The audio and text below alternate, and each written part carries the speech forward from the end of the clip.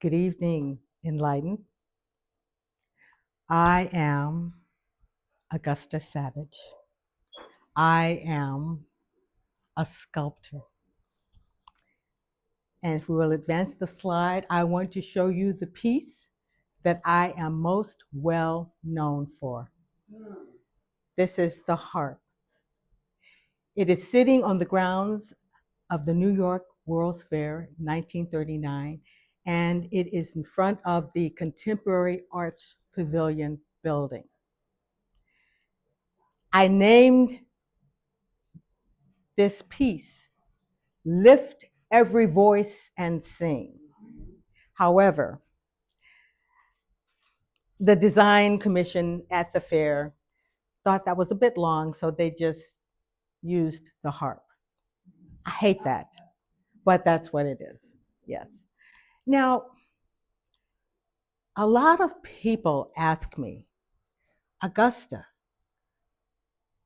how did you learn how to do art? How did you end up at the New York World's Fair at a time when not only women, but Black women were having a hard time in the world of art? How did you get there? Well, I'm here to tell you that story because it has been quite a challenging journey. When people ask me how I got into art, I tell them, I came out of the womb making art. Indeed, I did. As a little tot in Georgia, they had red clay everywhere. And I would take that red clay. I loved how it felt in my fingers at 3 years old. And I just started making things that I would see.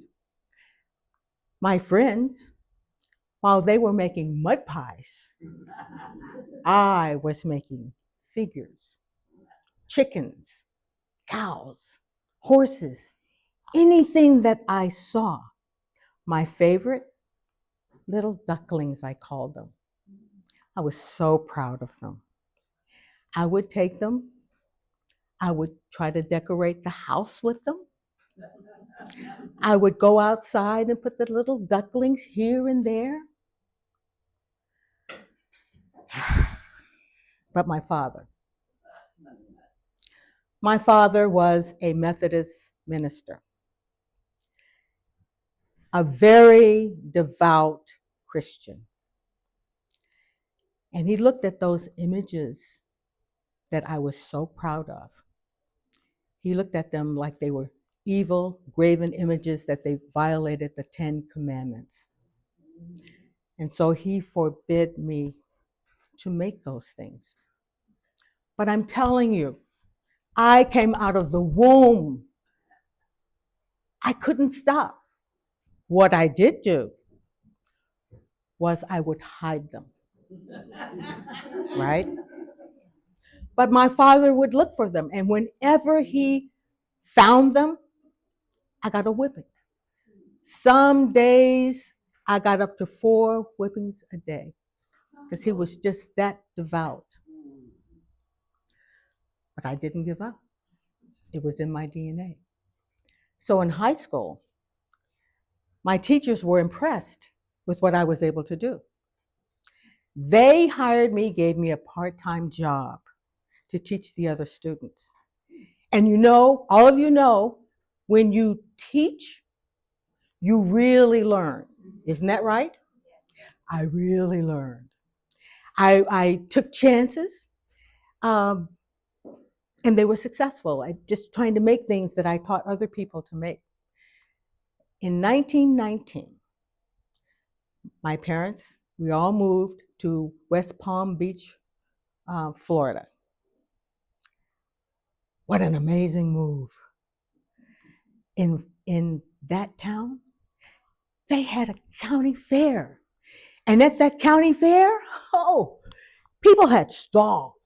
And in those stalls, they would bring their vegetables and fruits to sell or to show. They would bring their quilts to show or to sell, right? They would bring their animals, and they brought art. All kinds of art. They were showing it and selling it. People were impressed. I go, where do I find my stall? I got a stall. I brought all of the figurines that I'd hidden from my dad. You know, I'd actually made a Virgin Mary figurine, hoping to bring in my father, but I didn't get enough nerve to show it to him yet. But I brought it to the county fair, and I had it there. I had all of my work there, standing there. And guess who stopped by? The county commissioner of the fair. He stopped by my stall. And he looked and he goes, young lady, did you do this? I go, yes, I did. He goes, wow, it's quite good. I said, well, thank you. And he says, wow, where did you study art? I said, I'm self-taught. I've never studied art. I just do it. He says, well, young lady, this is so good. I mean, you could become a professional.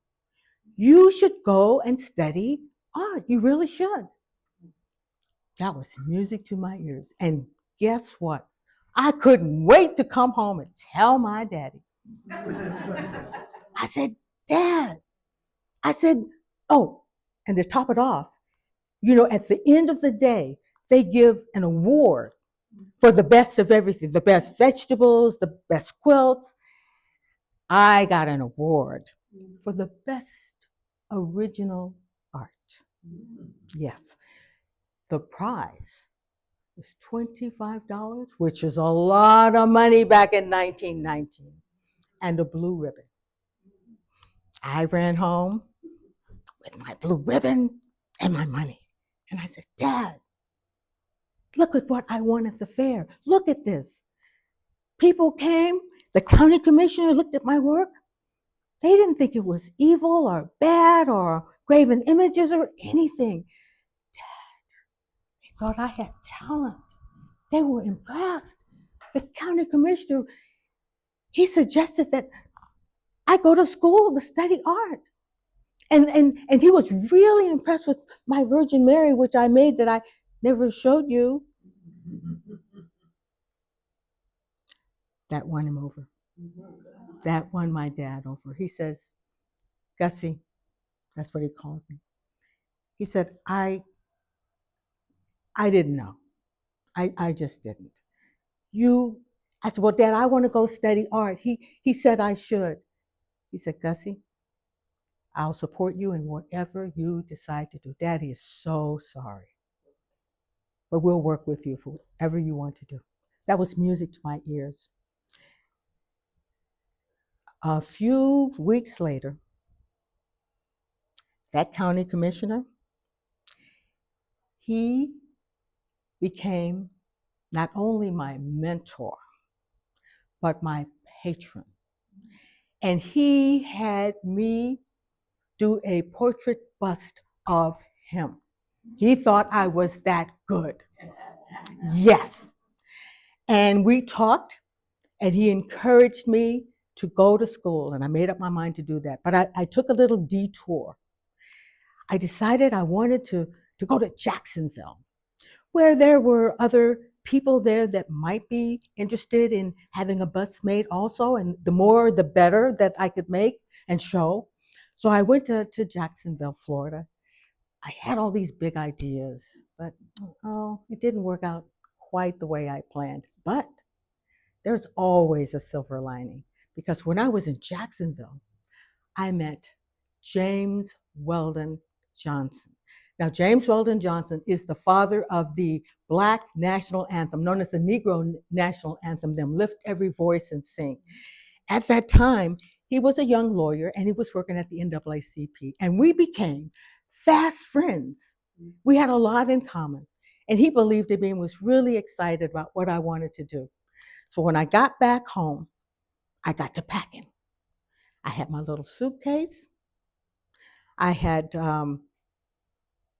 my portfolio, and I had a letter of recommendation from the county commissioner who had a friend in New York who ran an art school. He was a well-known sculptor. He says, Augusta, take this letter, and when you get to New York, you call my friend and you give him this. I was so excited. I had $4.50 in my purse, and I was praying all the way. I got there to New York, found a place to live quickly, found a job because I had to support myself. I didn't have a lot of money. And then I found that art school. And I found the director of that art school. And I gave him my letter of recommendation. He looked at it and he asked to see my art. I showed him. He was quite impressed. And he says, okay, and Augusta, the tuition is, I can't tell you how much the commission was because it was so big. I don't remember. I was just, oh my goodness, I couldn't afford that. It was too much. And I had a job, but I just couldn't afford it. I said, I can't pay that. And he says, okay, I have a friend, Katie Reynolds. She is the director of another art school. You go over there and you tell her I sent you. I go, okay, I will. I go over and I find Katie. And I said, I'm interested in enrolling in your art school. And see, this was a Cooper Union. It's the school that she was over. The tuition at that time was free. It was free, except 143 on the waiting list. Oh, it's like a gut punch. She says, oh, I'm sorry. The tuition is free, but it will be quite some time before you're able to get into my school. But while you're here, let me take a look at your art.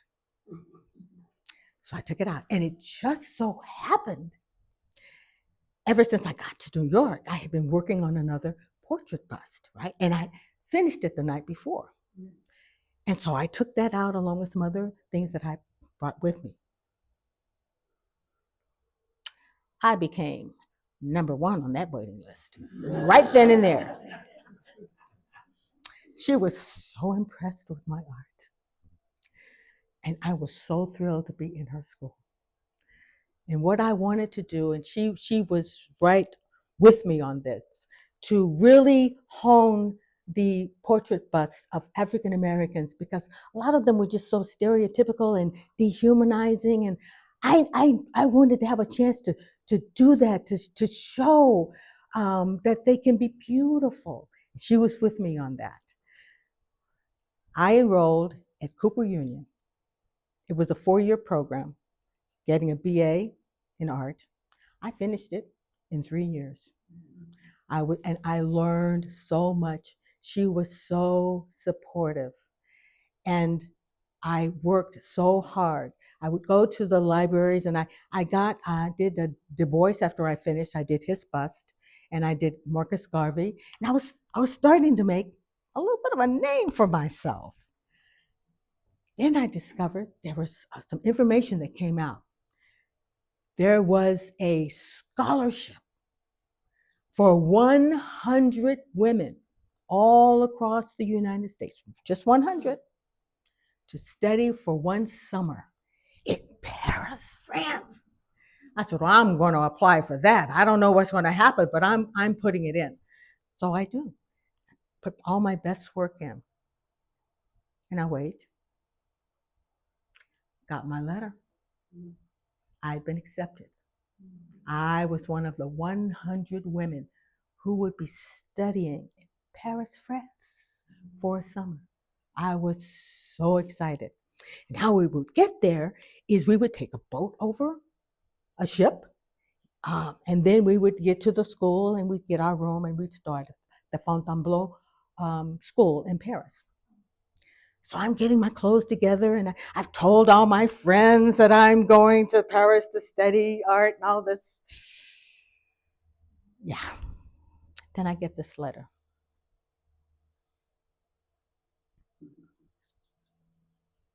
Augusta Savage. It's from the school.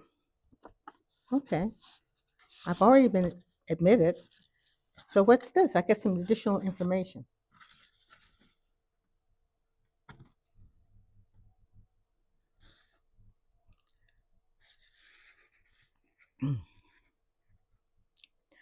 Dear Miss Savage, awfully sorry, but you didn't let us know you were a college student.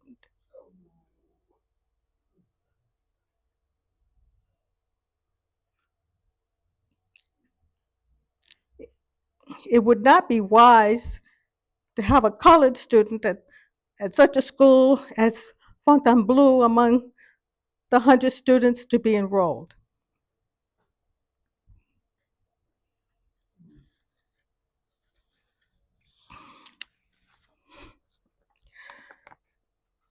I, I had already been accepted. I mean, what does it matter who I am? I, I, I don't understand. We're, we're always told that Negroes don't take advantage of the opportunities that are given to them. Well, I, I reached out and I was accepted on my merit, on what I could do. They didn't know who I was. And now they're rescinding it. And the thing that hurts, this is a brand new school. We will be the first class, and that you're going to start it like that so that no other students behind me, any Negro students, would be admitted.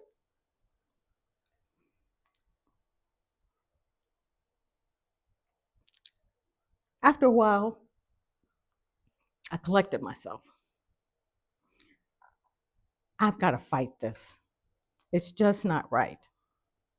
So I started writing letters. I started writing articles. I started telling anybody and everybody who would listen to me. So what happened? Everybody. I talked to W.B. Du Bois. He wrote letters. I raised such a ruckus that it got into the black papers in the community. And this was, some of the headlines in the black paper were, Augusta Savage, 23-year-old Florida girl, refused permission by committee to take art course at Fontainebleau School of the Fine Arts in France. Then another headline in another black paper, application refused when learned she is colored. I raised such a ruckus. The New York Times got involved. Their headline, Negress denied entry to French art school. That's one. Another, famous artists draw a color line against student.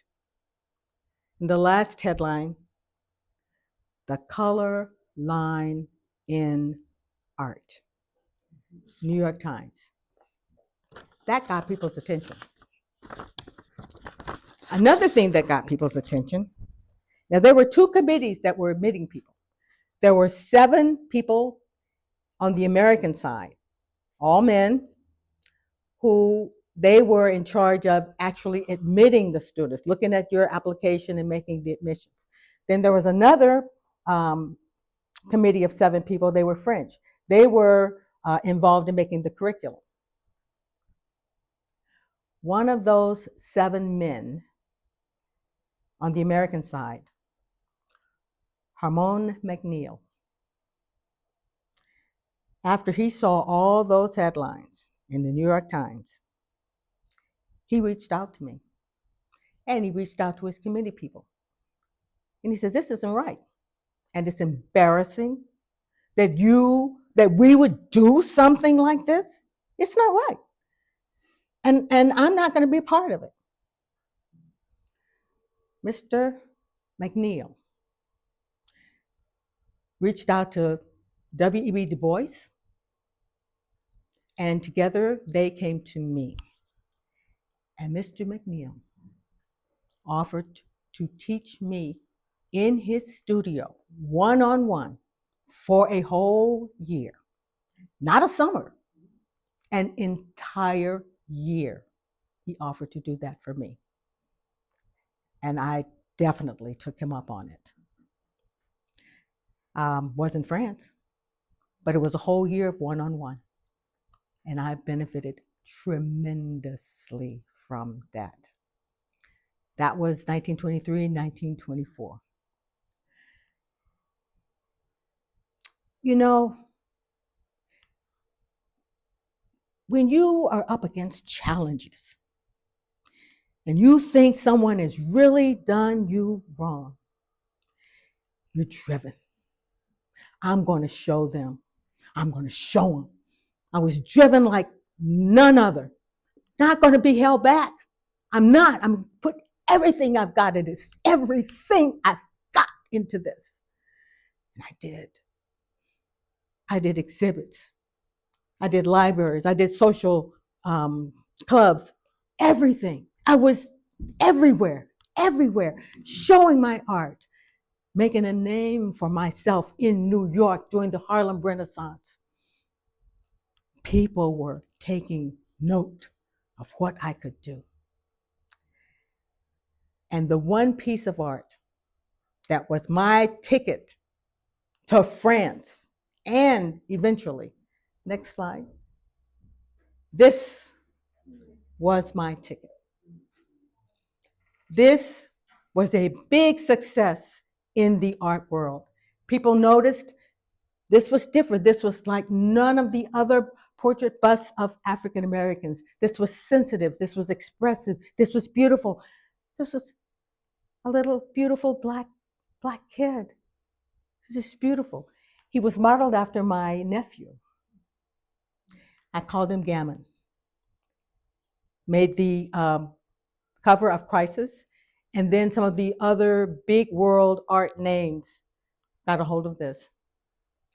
Julius Rosenwald came knocking on my door, Carnegie Hall. I got a 1-year fellowship from Rosenwald. I got a 2-year fellowship from Carnegie. In all 3 years in Paris, France. Oh yeah, that's what happens to you when you're driven and you're good. You make lemonade out of lemons. I made lemonade out of those lemons, and I got to Paris. I studied under some of the great artists there, and I won awards in Paris for the work that I did. It's a very successful 3 years. I studied European art and African art, and I was in all of the galleries with some of the famous artists, and I learned from them. It was a wonderful 3 years. I came back to the States. This was 1933. People were still struggling. You know, I went over to Paris in 1929, just with the stock market. So it was, people were still reeling from that when I got back in 1933. 33, 34, 35. And our president was Franklin Roosevelt. He had that work projects for people who needed jobs. As a part of that, he had a federal art projects piece, a program. I got monies from that. I started the Augusta Savage Studio of Art. I hired all of these African American instructors to teach art to teach art to little kids like me when I was little, bringing them into the community, teaching them art. And even the adults, their parents, if they wanted to, they could come in and learn art. It was wonderful. Next slide. So I just want to show you. And Eleanor heard about this and how successful mine was a model. My program was a model. So she came. That's me. She was very well pleased with what we were doing. And I was very, very happy to have her there and to recognize that. And so I went on from there teaching people. Some of my students, Jacob Lawrence. Another student, his wife, Gwendolyn Knight. The other student, well, I had a lot of famous students. One other one, Romare Bearden. Oh, yes, yes. And I didn't teach this person, but he was one of my instructors, Alston, or his first name escapes me, but his portrait bust was in the White House. I'm not sure it's in there now. Of Dr. Martin Luther King. Yes, yes. So that was how famous he was. So that was happening for my art studio. Then, 1937, there was some rumbling about the New York World's Fair. That was coming to pass, and people were planning for it. They had this commissioner named Grover Whalen. And he decided that he wanted to have a World's Fair that was different from the rest that had gone before. Different in many ways, but one significant way was that he wanted to make sure that the 1939 World's Fair was open to everyone. He specifically said there will not be any segregation of arts in this fair. And what he did, he went out to the community. He went out to the Urban League. He went out to the NAACP with this message. And when he went to the Urban League, Bethune, Mary McLeod Bethune was there listening, and she helped to get the word out that this would be open to everyone. His theme was the world of tomorrow. That was his theme. He wanted it to be different. He says, not only are we going to have every artist of every color, all the jobs are going to be open, people can apply, and we're not going to discriminate. He had a vision. He also had a fight. It didn't quite go that way. Not everybody was on the same page as Grover Whalen, but at least he tried. At least you got to start somewhere. And so I had made a name for myself. People were eager to have me be a part of this. When I talked to the design commission, I told them what I wanted to do. And I said, I want to do something that is important and calls attention to the African American culture, music. That's what I want to do. And I laid out my plans. So I got to work. Next slide. They agreed to what I wanted to do. And they said I could go ahead with not Lift Every Voice and Sing, it's too long of a title, but the Harp. Now, when I'm doing this, if all artists, we never have enough money. I had enough only to put it in plaster, because putting it in bronze was just too expensive. I just couldn't afford it. And I was one of 12 women, because art's a man's world, still is. It really was back then. 12 of us women, I was the only African American woman there, were able to have exhibits. None of us could afford to put it in bronze. It was just too expensive. But here I am, working diligently I worked on it for 2 years because I wanted this to be a masterpiece. I took off from my job for 2 years so that I could ensure that it is everything that I wanted to be. That was so important to me. Okay, next slide. And so when I finished, this is what I got. This 16 feet. It's very tall. Yeah, it's really very big. And then it had 12 African American singers in choir robes.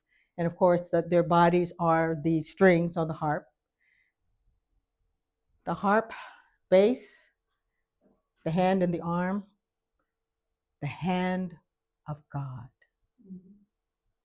And then the front is a man kneeling and holding the music to lift every voice and sing. And as I worked on it, I would hum, lift every voice and sing till earth and heaven ring. It was just inspiring to me to do that. The sad part about it, when I was working on it in 1938, and I told James Weldon Johnson, I'm working on this and you can come and see it. He was killed in a car accident. His car got stuck on a train tracks. Yeah, he never got a chance to see it. But that was it. Next slide. Yes. What material is that? Plaster. It's plaster. She could not afford bronze. But you mean you carved it in plaster, or you carved the plaster? You made the plaster and then you carved it into what you needed. Yeah, yeah, yeah. So 1939 was a great year for me because I had my piece. 500 people, not 500, 5 million people came to see my art. It was put in a very prestigious place. The fair opened on April 30th, 1939. And wouldn't you know, on the day that the fair opened, as far as the eye could see, there were African Americans lined up to see my work. They were lined up, everybody else, but I was just so proud that they came out and they supported me. My piece was very popular with everyone. And I was so proud. But in the back of my mind, that whole year was, that piece is made of plaster. I don't have enough money to make it in bronze. I don't have enough money to move it. And they were very clear, the fair was very clear with everyone. You don't move that thing, whatever your exhibit is, it will be bulldozed. We all knew that. They made no bones about that. So in the back of my mind that whole year, can you remember I took a leave from my job because I wanted this to be a success. I wasn't making any money. I took a leave of my job and I prayed that I would be able to raise the money sometime during that year, enough to at least move it. And then I could save it and get enough money to maybe put it in bronze. So I put that aside, loved the glory of the exhibit.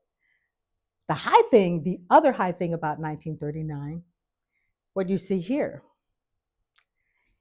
is my opening of my gallery. I was the first African American, male or female, to own and operate my own gallery. And in Paris, I attended many openings. So I learned how an opening was done. Champagne, hors d'oeuvres, gowns, tuxedos. Oh, I put it on. So there you see, that's me. Now I had plenty of artists, plenty. Everybody was at my door, because of course we want our art shown. What I didn't have were supporters. You got to have money. Have to have money. It didn't materialize. And in 3 to 4 months, I had to close shop. I just couldn't make it. 1939 was a high and a low. So after that shut down, then I'm faced with my piece, the harp. Fisk University, Black University, was trying to raise money because they desperately wanted the piece on their campus. But they couldn't get the money together in time. Same with the Black insurance company. They just couldn't get the money back in time. And in the meantime, the World's Fair had fallen on a bit of a hard time. They had projected that there would be 50 million people coming. 25 million. 25 million. They were in the hole. And there were rumblings about the war starting. And you had World's Fair, so you had some pavilions from Japan, from Germany. Once the war rumblings got going, Japan left. Big hole in the fair grounds. Germany left. Big holes in the fairground, losing money. Then they fired Grover Whalen, the person who had the vision of everybody being welcome. They got rid of it. Brought in this other guy. He gave the fair a new name. Can't remember the name now, but it was a new thing.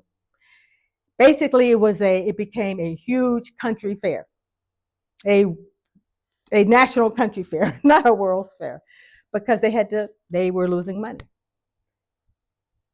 The fair closed down in October. I think it was October 27th, 1940. The next day, the bulldozers were there. Oh. Gone. Gone. It was really heartbreaking. It was really heartbreaking. But sometimes when things like that happen, at least for me, I had to just sit back and think about my journey and what I was able to achieve. Not everything, but a lot of things. What was I able to achieve? Well, the people, my people, referred to me as a waymaker. They looked to me because they said, you fought discrimination. You fought. You were determined. You opened doors for the rest of us. You were a waymaker. And Augusta, we consider you the sculptress of the Negro people because you promoted our art. You made us beautiful. You made our art acceptable. You made sure that we had jobs. That was a wonderful feeling. And I was the first African American woman to be elected into the National Association of Women Artists. First African American. I made that. And over the course of my lifetime, I taught some 2,500 students art. Young people, their parents. You got a drive and a desire, because it was so good to say to myself, all right, Augusta, you didn't make it as far as you wanted, but you know what? Some of those young people that you taught, they're going to make it. And they are going to be my legacy. And they did. Jacob Lawrence made it. Romare Bearden made it, Gwendolyn Knight made it, and many more. And so I say to myself, Augusta, you did okay. Thank you.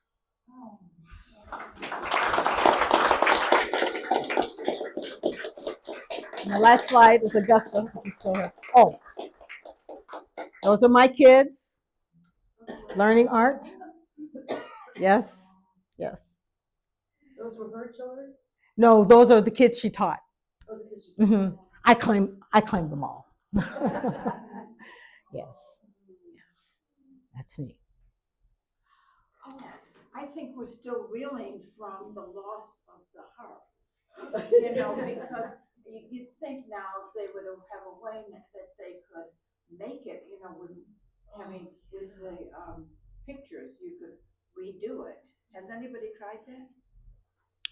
They probably have. They just didn't have that technology back in '39. Yeah, yeah. And many, many artists lost. I mean, if you didn't have the money, tough luck. Yeah. Augusta said she will answer some questions. Are there any?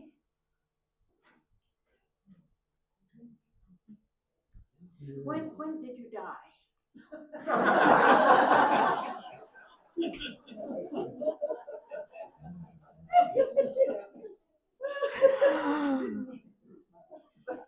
How long did you live? I lived until I was 70 years old, 1962. Mm-hmm. Mm-hmm. I have a question. Yes. Did your father ever acknowledge your accomplishments? Yes, yes, he did. He was proud of you. Yes, he was. Yeah. Yes, he was. Like He was a great father. He just, that was what he was taught. And then when he realized the error of his ways, he was proud of me. Yes. So when you were, I didn't quite catch it. Did you say, the beginning of World War II, Pearl Harbor, November, November 7th. November 7th, 1941. I didn't quite catch what you said. How did that impact what happened there? It was just the rumblings of war. This was like 39, just the rumblings of war and hard feelings and things like that, they left. So They just pulled out. closed the whole thing, right? Yeah. Because of the rumblings of war. Yeah. Even though war hadn't started. Yeah. Yeah, that's right. Right. Who did I interact with in Paris? Well, I was introduced to some of the very prominent sculptors in Paris. I trained under some of them, which was extraordinary. But in doing the training, I was also able to create work and enter it and exhibit it. And I won some awards, and I got quite a reputation in Paris because of my work and who I studied with for those 3 years. It was quite an opportunity. So when you opened your own gallery, you had trouble making enough sales to keep it up. Is that? My first, yes, my gallery, yeah. But I did have a studio, which was well supplemented because of the work progress administration with Eleanor Roosevelt and her husband. It was great. And all of the Black artists, white artists, everybody. I mean, that program just kept everybody with jobs. That was important. Whatever you were doing, they gave people jobs. And artists were some that benefited from that. Did you marry? Did you ever marry? Did I ever marry?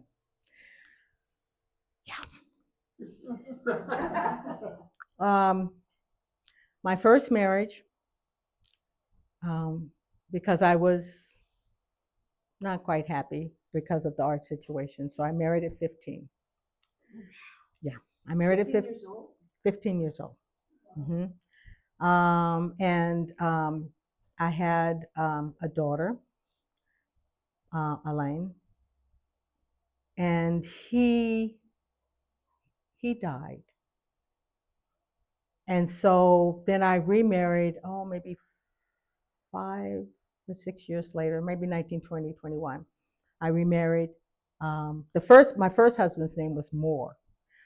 My second husband's name was Savage. Kept his name, dumped him. And then my third marriage was to Poston. He was a disciple of Marcus Garvey, and that's how we met. And he died. He got pneumonia on a ship coming back from Europe, and so he passed. So I had the one daughter. I never remarried. I was a widow at 32. I never remarried. Yep. Mm-hmm. Mrs. Savage, can you tell us after the war, where did you live and what were you doing? Yes. After the war, like in 45, I guess, I still tried to make art after 39 when I lost my gallery and the harp and all that. I still made some important pieces, but they weren't as big as the harp, but still impressive. And then you just have a lot of challenges. Over the course of my career, I was hounded by this psychologist, and I just wasn't safe. I didn't feel safe around him for 2 decades. And so finally, I left New York, partly because of him. And no one would do anything about it. He was a prominent psychologist, obviously very sick. So I moved to upstate New York in the Catskills, and I had a wonderful 20 years there. I had friends there. It was a doctor, I believe, and he made a place for me to stay. I had a beautiful home, and I worked. I taught art to kids, which I love to do, and to adults, and I wrote books, and I wrote poems, and I worked part-time for him. So if you'll see today on the street that I lived, they renamed it Augusta Savage. No. That's right. Mm-hmm. Could your later work, did you also sculpt, and can we see these sculptures? Perhaps you'll find them, or your books, and you could give us names and we could post it on our website. You know, if there's things that might be available in the library. I brought 2 books out. I did go on Amazon. I found one book, but the bigger book that I got in the library is far better. I want to say that I had a total of 170 pieces, which I think 60 are left. They're missing.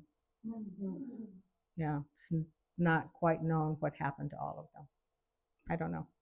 So, did any of those pieces get cast into bronze or other metals? A few did. Yeah. Yeah. The smaller pieces. Yeah.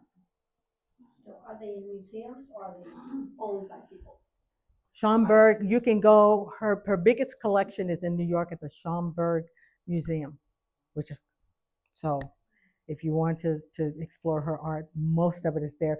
Other people across the country, like in Florida, they're working on some big, something to remember her by, some project. It's not quite finished yet, but there's some movement, and PBS did a series on her, it was last year. So things are, I mean, she's getting known slowly, but renowned slowly but surely. Just to call your attention, we can post some of those on our website, the books and the PBS one. We'll put that on there. And she's put 2 books out there. and some artworks that were sort of inspirational for her, done by a friend of hers, that are sort of inspirational towards this program.